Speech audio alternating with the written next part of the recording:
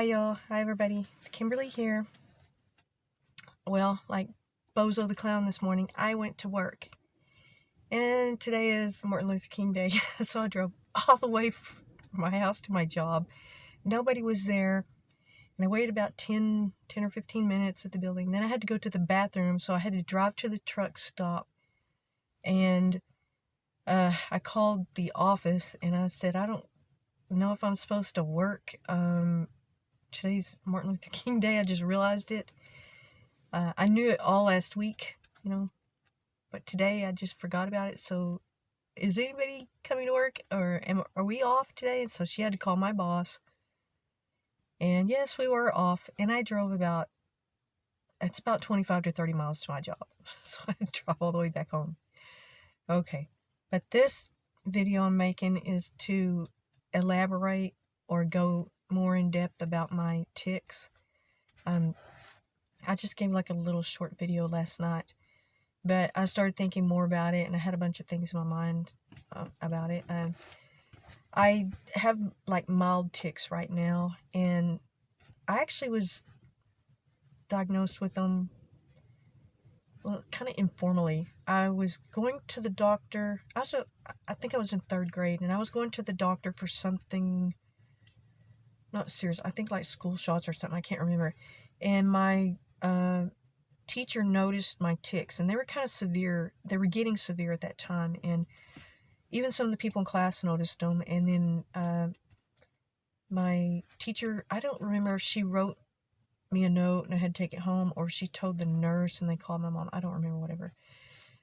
And when we were at the doctor's, my mom asked the doctor about, what's wrong with me, why is she doing this? And we had this doctor. I loved the doctor that we had. He was an amazing doctor. He was one of those old school kind of doctors that he could know anything. He was so experienced, and he just knew all kinds of anything. He could just take a look at it and just, that's that, and tell you what's wrong and how to fix it. And he was a doctor. He's already passed away, but he was a doctor probably for about 60 years at least. I think he was in his late 80s or early 90s when he passed away. And I've never found a doctor like him since then. He actually diagnosed my mom's cancer just by looking at her, and instantaneously he said, you have some kind of cancer. He just looked at some splotches on her. He goes, you have some kind of cancer. Immediately got on the phone and found a hospital to take her. She had no insurance, and she wanted to go home, and he's like, no, you got to call somebody. And my sister came and got her, and they took her immediately to the hospital. And she was in stage cancer, that he knew it immediately. And so this doctor was really great. And the only thing I have a problem with him was when he would give shots, he was not gentle. He would try to distract you, and he would jab it in you. So I have a severe phobia of needles because of that, I think. Back in the day, back in the 70s, this is horrible, but it was like it's disturbing actually. And this was kind of like a thing that a lot of parents would tell kids, if you don't behave, you're going to go to the doctor and get a shot. And that was common, because I've spoke to people around my age, and they're, yeah. And, you don't do that anymore. People are more, sympathetic and more, it's scary to a child. So that isn't done anymore, because I have a fear of, like a phobia of needles and hospitals to an extent, even doctors a little bit. I can go into that later. Back to my tics. Well, my mom just asked him, I don't know what I was getting shots or whatever, I don't remember, and he kind of diagnosed it as, just as a tic. And I mean, I was doing it in front of him, so he could clearly see, and I don't take any meds and haven't been through any kind of treatment or anything like that. You can manage it through like lifestyle, like the stress level you have, or getting enough sleep, and they appear, mostly when I'm really tired, from sleep deprivation, or very stressed. And they're pretty common, I would say. Like 1/4 to maybe 1/5 to 1/4 of kids have them. but a lot of them go away. A lot of them, they taper off and disappear. And as you get older, most of the time they do get less severe, and boys have them more than girls do. And no, it's not, I don't have epilepsy and I don't have seizures or anything like that. I have a neck tick, which I kind of jerk like that, and that wasn't a real one. I was just doing it, but mine are much less noticeable, but that was kind of like the way I would be real jerky when I was younger, and now they're very mild. And sometimes I do have like a elbow or shoulder tick. Sometimes my hands, I kind of twitch in my hands. It's not a twitch. I'm going to describe that in a minute, but I tick. And sometimes I want to say my mouth, I'm not sure if it's a spasm or if it's a tick in my mouth. I really don't know. I have never gone back to the doctor or done any kind of medical treatment diagnosis as an adult, because it's so mild that it doesn't bother me, and I'm not going to go through, I don't want to pay for it, and I don't have insurance. Well, actually, I think I do have insurance because of my new job. Yeah. But I don't want to pay for the cost, and it's so mild, and it doesn't bother me, and it's, it's so mild. Most people don't even notice it. I've only had a few people notice that I have tics. And I do have well, the tics can be suppressed sometimes if they're severe, because they're actually, some people say they're involuntary jerking movements. But that, if it's involuntary, you can't suppress it. So it's like involuntary in a way, if you can understand that, because they can be suppressed, but I remember when I was young and I would try to, control it. But, when you're very young, it's very hard to do that because you have so little body function control anyway when you're young, and you're so awkward and clumsy. And thankfully mine, have lessened over the years. And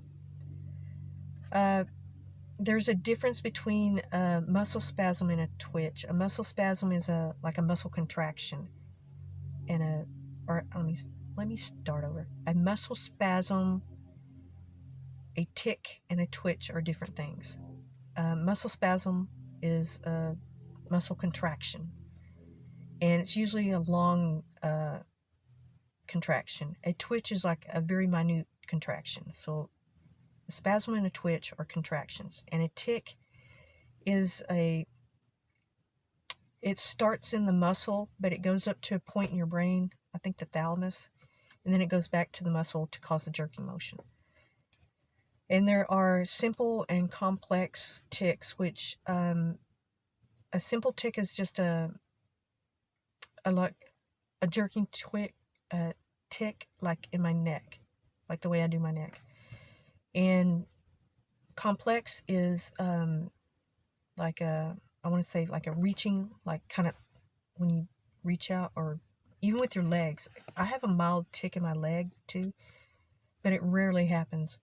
I think actually a few months ago I was walking and I kind of had a tick, in my leg like that. And I was trying to take a step and I nearly fell. And I was like, it kind of stopped me because it was a pretty, I want to say pretty hard or pretty noticeable tick. And I was like, I haven't had one of those for years, I completely stopped myself. I was like, and I've been working a lot of hours. I'm exhausted a lot. I'm tired. I'm old. You get tired when you're old. And I just have a lot to do, and I'm trying to do all this. I'm trying to do my YouTube and my podcast and all this. So, I have a lot on me, and so I'm attributing it to that. I don't know. And I had a lot of stress last year when I was unemployed. That was really stressful. That was probably one of the low points for me, very low. And now that I got a job, I feel better.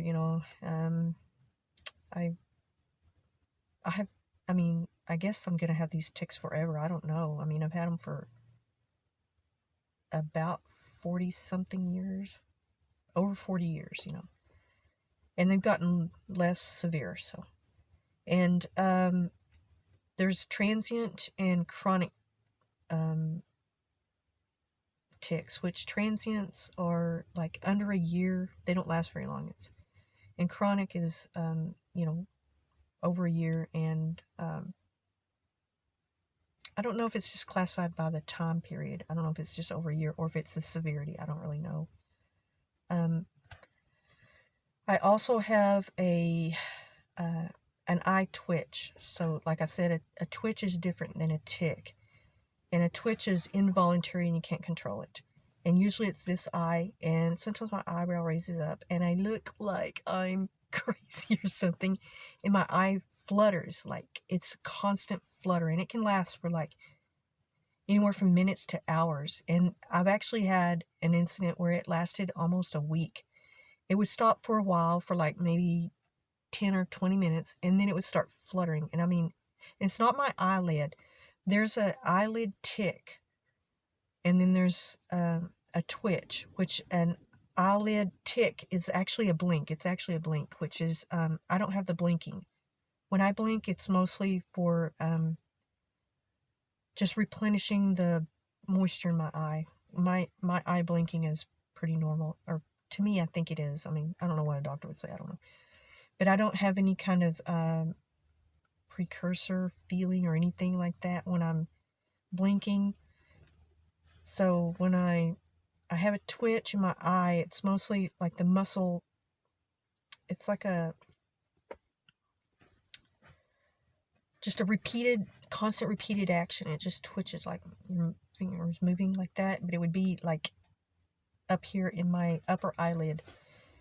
And my whole eye would twitch, but it didn't blink, if I can try to describe. It's the muscles in here that twitch, but the eyelid did not close and back and forth.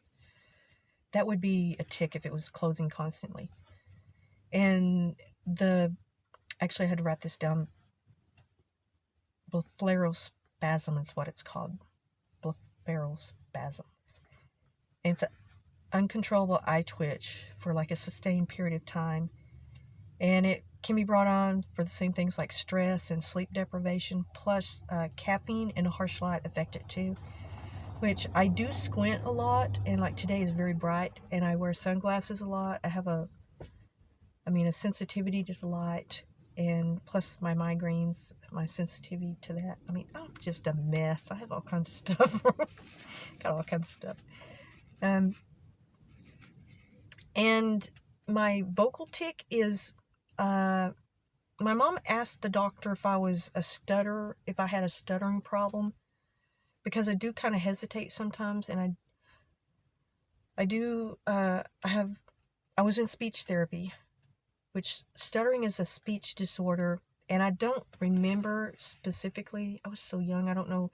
I know that I was mispronouncing things, and people couldn't understand me because of my weird accent, and from living in Louisiana and Texas, and being at that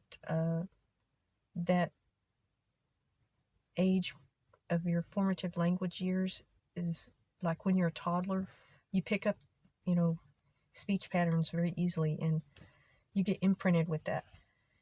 And people couldn't understand me, and I was not saying certain things like my R's. I still have an issue with my R's, and sometimes my S's, my TH's, and a few other things. And I believe he told my mom that I was not a stutterer because I don't repeat myself. I do repeat myself constantly, but that's a different issue. But like the constant repeating of a word after you say it, that's different. So I just ticked right there. And it's, I guess, your environment and your language development, your brain structure at that time, like I was talking about, whenever you are young, your formative language years. I think that has an effect with stuttering, or can affect your stuttering. If you do have, I don't want to say it originates from that, but like I'm trying to explain that it possibly is I'm not sure, because actually it was considered a vocal tick, so I don't think I have a stuttering issue. I don't know. I might. I don't know. Like I say, this was just from like a couple minutes in a doctor's office as a child, so I'm just staying with the fact that I have a vocal tick and a vocal. I know I have the motor tics, but whether it's a stutter or a vocal tick, I mean, I'm just gonna stick with the vocal tick. I don't know. Doesn't matter, because it's not severe. Doesn't really bother me that much. I mean, and unbeknownst to me, there's having a motor tick and a vocal tick can be an indicator of Tourette syndrome, or I think it's Tourette's disorder now. Which I was totally unaware of that, and that's like a nervous system disorder, and it's let's see, tics, stuttering, compulsive behavior, which I have compulsive behaviors. Those are some of the things that that Tourette syndrome. If you have those, it can be an indicator of Tourette syndrome. Which I don't think I have Tourette's. I have never made a if you scream or something, some like a vulgar utterance, like a lot of true people who've been diagnosed with Tourette's syndrome. I've never done that. If I do it, it's because I'm mad or I slam my finger in the door or something like that. It's voluntary if I say something like that. So no, I don't have Tourette's syndrome. I don't believe. Because my vocal tics are so mild, so I think it's just a vocal tick. I don't know. But I'm not a doctor, so I don't know, but that's just what I'm going on. That's the way I've considered myself diagnosed by that doctor decades ago, and since things have been very mild and they've gotten less severe over the years, I don't have harsh symptoms, so I just stick with that. And my sleep paralysis, I don't know if that has any connection to it, or if it's some of the cause of my tics, or if the tics cause of sleep paralysis, if they're related anyway, I don't know. I'm probably going to look that up too. But I know sleep paralysis has to do with stress and sleep deprivation too.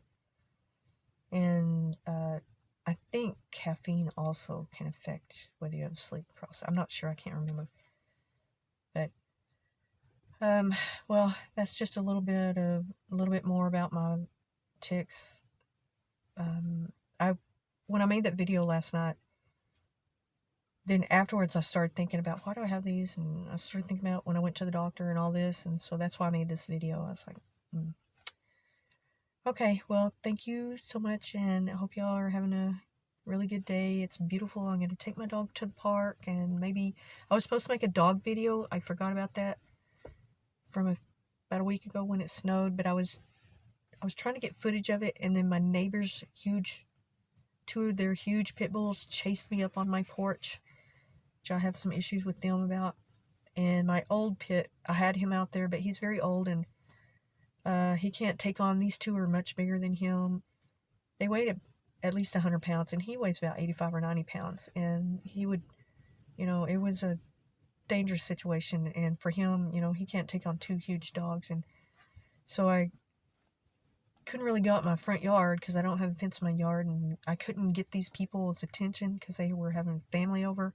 They had cars everywhere, and I couldn't see them. And I didn't want to walk over there because of the dogs. So I'm probably, since I'm not working today, I'm going to take some footage of my dogs and maybe put together a video. If I can get it edited, I hope I can. I'm still trying to work on my editing skills. Okay, thank you so much. Like, comment, subscribe. Thank you all.